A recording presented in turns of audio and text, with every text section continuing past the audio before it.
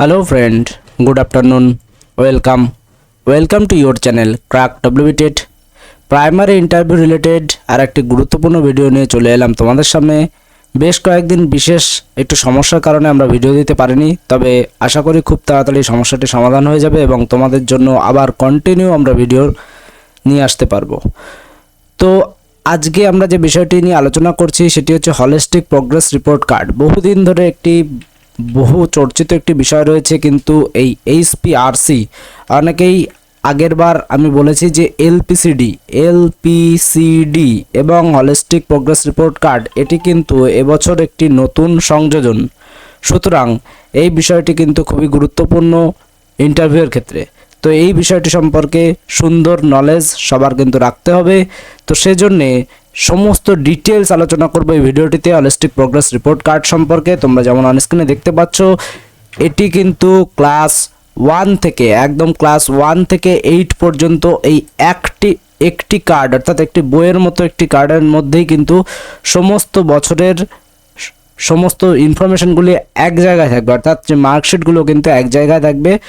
1 থেকে 8 পর্যন্ত ক্লাসের, অর্থাৎ প্রাথমিক বিদ্যালয় পড়বার শেষে শিক্ষার্থীরা যখন হাই স্কুলে ভর্তি হবে বা আপার প্রাইমারি স্কুলে ভর্তি হবে তখন কিন্তু এটি তাদের দিয়ে দেওয়া হবে এবং তার পরবর্তীতে অর্থাৎ ক্লাস 7, 8 পর্যন্ত অন্যান্য স্কুলরাও কিন্তু এই একই রিপোর্ট কার্ডে, এই একই বইয়ের মতো কার্ডের মধ্যে কিন্তু তার সমস্ত ডিটেলসগুলি এন্ট্রি করবেন এবং সমস্ত কিছু কিন্তু 1 থেকে 8 পর্যন্ত সমস্ত ইনফরমেশন একটি জায়গায় লিপিবদ্ধ থাকবে। এটি হচ্ছে একটি বিশেষ বৈশিষ্ট্য এই রিপোর্ট কার্ডের। তো বাংলা এটিকে বলা হচ্ছে সার্বিক প্রগতি নিদর্শন পত্র। তো এখানে কি আছে একটু দেখে নিই, আর কি চেঞ্জই বা হয়েছে সেটি একটু দেখে নেবো আমরা। তো প্রথমে দেখো অনস্ক্রিনে যেটি দেখা যাচ্ছে যে এই রিপোর্ট কার্ডে উপরে স্টুডেন্টের সমস্ত ডিটেলস এখানে লিখতে হবে। বাংলার শিক্ষা পোর্টালে শিক্ষার্থীর আইডি, অর্থাৎ যেটি কম্পিউটারাইজড আইডি, এটি তো লিখতেই হচ্ছে। এছাড়া যে আদার্স কিছু ইনফরমেশন লিখতে হবে সেগুলি নিয়ে আমরা ডিটেলস আলোচনা করলাম না, তোমরা একবার স্ক্রিনশট দেখে নিতে পারো। এর যে এই মার্কশিটের কতগুলি পার্ট রয়েছে তার মধ্যে একটি রয়েছে এই যে development of personality and life skill, অর্থাৎ ব্যক্তিত্ব ও জীবনশৈলীর বিকাশ, এটি কিন্তু একদম নতুন এবং এটি কিন্তু আপডেট হয়েছে এই হলিস্টিক প্রোগ্রেস রিপোর্ট কার্ডে। এরপরে আরেকটি পার্ট রয়েছে, সেই পার্টটি বলে দিই তোমাদের। প্রথমে আমি পার্টগুলি তোমাদের সাথে শেয়ার করছি, তারপরে বাদ বাকি ইনফরমেশনগুলিও একে একে তোমাদের সাথে শেয়ার করে দেবো। তো এখানে তোমরা স্ক্রিনে দেখতে পাচ্ছ এই যে রিপোর্ট কার্ডটি, এটি রয়েছে কিন্তু ক্লাস 1 এর জন্য। এটি ক্লাস 1 এর জন্য যখন যদি ছাত্রছাত্রীরা 1-এ পড়ে তাহলে তাদের ক্ষেত্রে এটিকে ফিল আপ করা হবে। এবং এই যে 1-এর পরে এই যে শুরু হয়ে গেল, এটি হচ্ছে ক্লাস 1-এর শিক্ষার্থীদের যে ইনফরমেশনগুলি সেগুলি কিন্তু এই জায়গায় লেখা হবে। আবার একইভাবে পরের পেজে চলে যাই, এগুলি সব 1-এর জন্য লেখা হবে।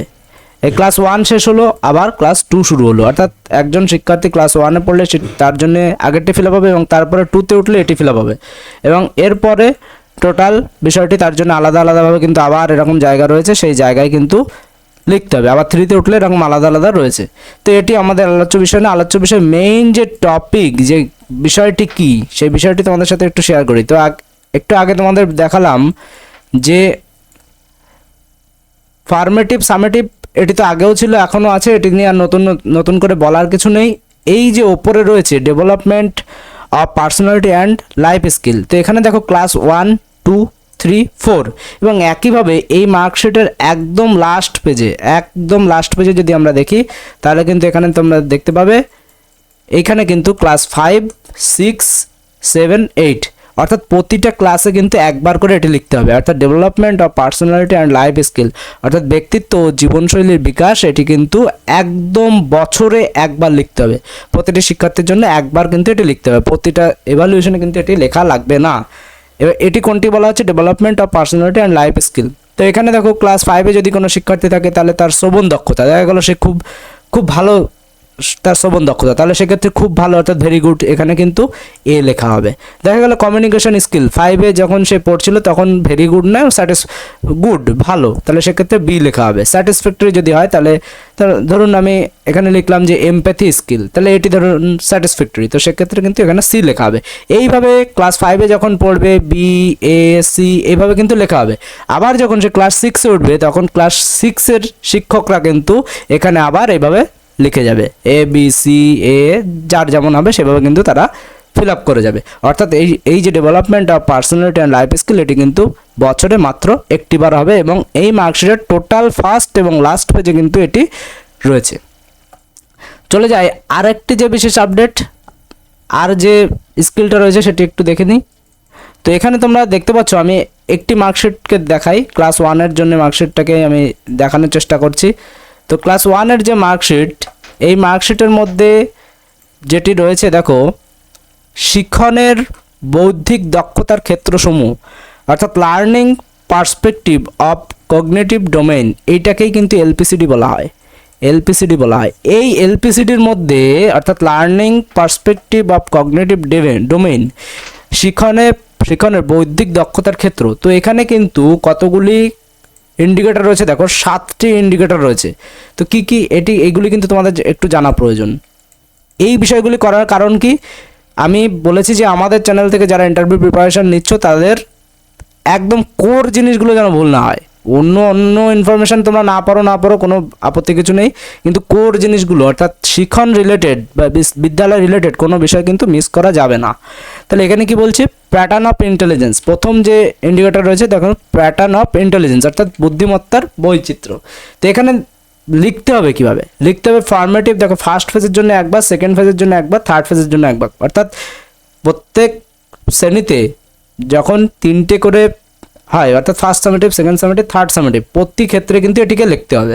এবার এটিকে কী লিখতে হবে, আগের ক্ষেত্রে দেখালাম কিন্তু এবিসিডি লিখতে হচ্ছে, কিন্তু এটির ক্ষেত্রে কিন্তু এবিসিডি লিখতে হবে না, লিখলে হবে না। এক্ষেত্রে কী লিখতে হবে, যেমন প্যাটার্ন অফ ইন্টেলিজেন্স, এক্ষেত্রে কিন্তু যেটি লেখা যেতে পারে সেটি হচ্ছে লজিক স্মার্ট,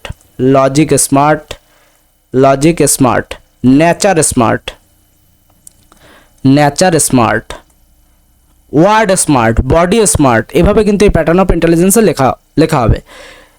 প্রথম ফেজের ক্ষেত্রে লেখা হবে, দ্বিতীয় ফেজের ক্ষেত্রে আবার দ্বিতীয় ফেজের ক্ষেত্রে কিন্তু আবার দ্বিতীয় ফেজে এখানে লেখা হবে, তৃতীয় ফেজের ক্ষেত্রে আবার তৃতীয় ফেজে এখানে লেখা হবে। তো তার মধ্যে থাকতে পারে logic smart, word smart, music smart, body smart, self smart. তো এই বিষয়গুলো কিন্তু শিক্ষক মহাশয় লিখে দেবেন। এইটাই হচ্ছে এলপিসিডির কতগুলি ইন্ডিকেটর রয়েছে, যেগুলি যদি একসাথে তোমাদের প্রয়োজন হয় তাও তোমরা বলতে পারো, আমি আলাদা একটি ভিডিওতে সেটি নিয়ে সম্পূর্ণ আলোচনা করে দেবো যে কী কী ইন্ডিকেটরগুলি রয়েছে।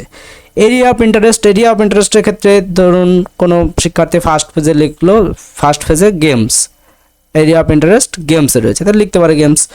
সেকেন্ড ফেজে তার রয়েছে কুইজ হতে পারে, তাহলে এইভাবে কিন্তু লিখতে হবে। কুইজ হতে পারে, গেমস হতে পারে, ড্রয়িং হতে পারে। তো এরকম কিন্তু রয়েছে, যেগুলি গাইডলাইন্স রয়েছে সেই অনুযায়ী কিন্তু শিক্ষক মহাশয় লিখে দেবেন। পজিটিভ অ্যাটিটিউড, অর্থাৎ পজিটিভ অ্যাটিটিউডের মধ্যে রয়েছে মনোভাব, যেটি রয়েছে কি ইনোভেটিভ অ্যান্ড ক্রিয়েটিভ, এটি কিন্তু হতে পারে পজিটিভ অ্যাটিটিউডের মধ্যে। এরপরে রয়েছে আরও দেওয়া যেতে পারে হনেস্ট, তো যেটি শিক্ষার্থীর জন্য প্রযোজ্য এলিজেবল সেটি কিন্তু ভেরি গুড লিসেনার হতে পারে, ভেরি গুড লিসেনার।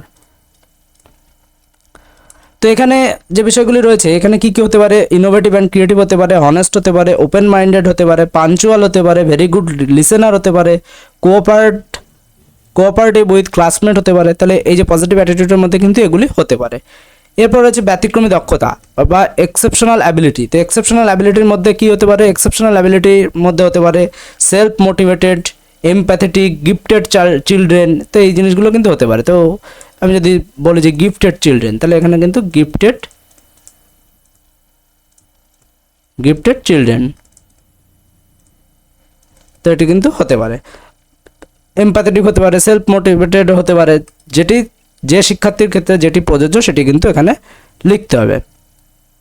এরপর রয়েছে ফিচার অফ অ্যাংজাইটির মধ্যে হতে পারে যে উদ্বেগের বৈশিষ্ট্য, এটি কি হতে পারে, anxiety two interact with classmate, তো হতে পারে কিন্তু anxiety two interact with classmate, তাহলে এটি কিন্তু লেখা যেতে পারে anxiety two interact with classmate, anxiety to appear এভালিউশন। দেখা যাচ্ছে ম্যাক্সিমাম স্টুডেন্টের ক্ষেত্রে কিন্তু এই সমস্যাটি থাকে, অ্যাংজাইটি টু অ্যাপিয়ার এভালিউশন অর্থাৎ পরীক্ষাভীতি, যেটি অ্যাংজাইটি টু অ্যাপিয়ার এভালিউশন, এটি কিন্তু প্রায় সমস্ত শিক্ষার্থীর মধ্যেই থাকে। তো এটি কিন্তু লেখা যেতে পারে। আরও হতে পারে anxiety to attend school regularly, তাহলে উদ্বেগের যে বৈশিষ্ট্য তার মধ্যে কিন্তু এগুলি হতে পারে, যে anxiety to attend school regularly, তার বিদ্যালয়ে ডেলি অ্যাটেন্ড করতে সমস্যা বা চায় না, এটি কিন্তু লেখা যেতে পারে। লার্নিং গ্যাপ, এবার লার্নিং গ্যাপ কী আছে? এই লার্নিং গ্যাপের মধ্যে হতে পারে রাইটিং হ্যাবিট, হ্যান্ড রাইটিং, কারোর হ্যান্ড রাইটিং খারাপ, কারোর লিখতে ইচ্ছা করে না, হতে পারে প্র্যাকটিস অফ ম্যাথামেটিক্স হতে পারে, প্রোনাউন্সিয়েশন হতে পারে, সিনট্যাক্স হতে পারে, ইংলিশের সিনট্যাক্স হতে পারে। তো এরকম কিছু লেখা যেতে পারে। ধরুন আমি এখানে লিখে দিলাম হ্যান্ড রাইটিং। এই বিষয়গুলি কিন্তু ইনফরমেশান টোটালি ডিটেলস একটি রয়েছে, যদি তোমাদের প্রয়োজন হয় তোমরা অবশ্যই কমেন্ট করো, আমি তোমাদের সাথে একবারে সেটিকে শেয়ার করে দেওয়ার চেষ্টা করব। এরপর রয়েছে স্পেসিফিক লার্নিং ডিফিকাল্টিস, তো বিশেষ শিখন প্রতিবন্ধকতা, এটি কি রয়েছে? এটি কারোর ক্ষেত্রে সবার ক্ষেত্রে থাকবে এরকম কোনো গ্যারান্টি নেই, যদি না থাকে তাহলে নীল লিখে দেবে, আর যদি থাকে তাহলে ডিসলেক্সিয়া, ডিসক্যালকুলিয়া হতে পারে, ডিসগ্রাফিয়া হতে পারে। তোমাদের জন্য একটি প্রশ্ন থাকলো, ডিসক্যালকুলিয়া এটি কোন রোগ, মানে এটি কি সমস্যা, এটি তোমরা কমেন্ট করে জানাও। তোমরা অনেকের মনেই প্রশ্ন আসতে পারে যে আমরা তো টিচার না, আমরা এসব জেনে কী করব। দেখো, যাদের মনে হচ্ছে তারা অবশ্যই ভিডিওটি স্কিপ করে দাও, তোমাদের দেখার কোনো প্রয়োজন নেই। আমি বলবো যে কোর পয়েন্টগুলি জেনে তারপর ইন্টারভিউ দিতে যাওয়া উচিত। প্রিভিয়াস ইন্টারভিউ যদি খুঁটিনাটি তোমরা লক্ষ্য করো তাহলে দেখবে যে আদার্স কোশ্চেন থেকে এই সাবজেক্ট বেসড বা টপিক বেসড বা যে কাজ করতে যাচ্ছ সেই কাজে কতটা দক্ষ আছো সেই বিষয়টিকে জাজ করা হয়েছিল বেশি। সুতরাং এবছরও কিন্তু সেই চান্স রয়েছে, এবং চান্স শুধু নেই, আরও বেশি আছে, এবং এই জায়গাগুলি মিস করে ফেলে, এই জায়গাগুলির জন্য ইন্টারভিউ খারাপ হওয়ার চান্স রয়েছে। তো সেই জন্য আমি এই ক্ষুদ্র প্রয়াস তোমাদের জন্য। তোমাদের কেমন লাগছে ভিডিওগুলি অবশ্যই তোমরা কমেন্টে জানিও।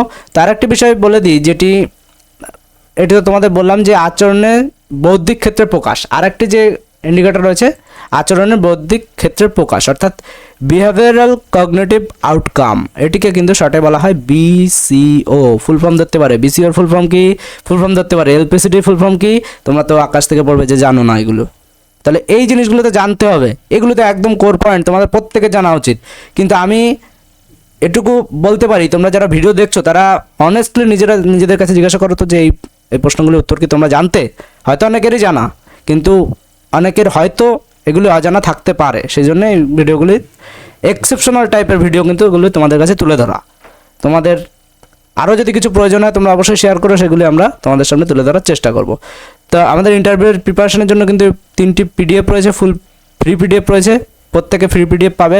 ফ্রি PDFের জন্য তোমাদের হোয়াটসঅ্যাপ করতে হবে এই নম্বরে 8536897447, ইন্টারভিউ ফ্রি PDF লিখে 8536897447, এই নম্বরে ইন্টারভিউ ফ্রি পিডিএফ লিখে যদি তোমরা হোয়াটসঅ্যাপ করো তাহলে তোমাদের ফ্রি PDF দিয়ে দেওয়া হবে, এবং 3টি পেইড PDF রয়েছে যার বিস্তারিত অফার এবং সম্পূর্ণ ডিটেলস জানতে তোমরা এই নম্বরে হোয়াটসঅ্যাপ করো, তাহলে তোমাদের কিন্তু সমস্ত ডিটেলস শেয়ার করে দেওয়া হবে। তো এরপরে যেটি তোমাদেরকে বলছিলাম যে BCO, বিহেভিয়ারাল কগনিটিভ আউটকাম, তো এই BCOর মধ্যে রয়েছে কিন্তু কতগুলি ফ্যাক্টর রয়েছে। দেখো কি রয়েছে, সেলফ অ্যাওয়ারনেস রয়েছে 1 নম্বরে, 2 নম্বরে রয়েছে কমিউনিকেশন স্কিল, 3 নম্বরে রয়েছে কোলাবোরেটিভ থিঙ্কিং বা সমবেত চিন্তন, অভিজ্ঞতামূলক এক্সপেরিমেন্টাল লার্নিং স্কিল, গহীন চিন্তন, ক্রিটিক্যাল থিঙ্কিং, অ্যানালিটিক্যাল থিঙ্কিং অর্থাৎ গণন বা বিশ্লেষণমূলক চিন্তন, প্রবলেম সলভিং অ্যাবিলিটি, সিদ্ধান্ত গ্রহণের দক্ষতা, সৃজনশীল উপস্থাপনের দক্ষতা, এরকম কিন্তু 10টা বিষয় রয়েছে, যেমন নান্দনিক বোধগম্যতা। তো এই রকম কিন্তু 10টা বিষয় রয়েছে। এই বিষয়গুলি কার কেমন, অর্থাৎ কারোর দেখা গেল আত্মসচেতনতা খুব ভালো, তাহলে সেক্ষেত্রে সে পাবে কিন্তু এ পাইল। কারো যোগাযোগের স্কিল অতটা ভালো নয়, কমিউনিকেশন স্কিল অতটা ভালো নয়, তাহলে তাকে এখানে B দেওয়া যেতে পারে। তো এইভাবে কিন্তু এই বিষয়গুলি খেয়াল রাখতে হবে। তো তোমাদের জানতে হবে যে BCO কি, BCOর পুরো নাম কি। এই AB বসানোটা তোমাদের না জানলেও চলবে, মোটামুটি এর মধ্যে 10টা আইটেমই তোমাদের মনে রাখতে হবে এমন বিষয় নয়, অন্তত কয়েকটি মনে রাখো, যাতে ইন্টারভিউরা বুঝতে পারে তুমি যে এই বিষয়গুলি সম্পর্কে অবগত। তো এটির জন্য কিন্তু বলা হচ্ছে। তো এখানে কিন্তু 3বার লিখতে হবে, ফার্স্ট ফেজে একবার লিখতে হবে, সেকেন্ড ফেজে একবার লিখতে হবে, থার্ড ফেজে একবার লিখতে হবে। তো এই 3টে মেইনলি বিষয়। আর বিষয় রয়েছে সামেটিভ এবং ফর্মেটিভ, আজকে আর এটি নিয়ে আলোচনা করছি না। সামেটিভ এবং ফর্মেটিভ রয়েছে, শুধুমাত্র একটি চেঞ্জ হয়েছে ফর্মেটিভ এবং ফর্মেটিভের ক্ষেত্রে একটি চেঞ্জ হয়েছে, সামেটিভের একটি চেঞ্জ হয়েছে। তো এই চেঞ্জটি তোমরা যদি জেনে থাকো তাহলে কমেন্ট করো, আর যদি ফুল ভিডিও প্রয়োজন হয় আমাদের অবশ্যই বলো, তোমাদের সম্পূর্ণ ভিডিও আমরা করে দেবো ফর্মেটিভ এবং সামেটিভের ক্ষেত্রে। তো প্রথম পর্ব কিন্তু আগে একটিতেই হতো, অর্থাৎ 20 নম্বরে হতো, কিন্তু প্রথম পর্ব কিন্তু এখন 3টি ভাগে ভাগ হয়েছে, দ্বিতীয় পর্ব 3টি ভাগে ভাগ হয়েছে, তৃতীয় পর্ব 3টি ভাগে ভাগ হয়েছে। প্রথম পর্বর যে পরীক্ষা সেটি কিন্তু জানুয়ারি ফেব্রুয়ারি অর্থাৎ প্রতিটি মাস অনুযায়ী লেখা হবে, মার্চ এবং এপ্রিল মাসে কিন্তু এক্সাম থাকবে।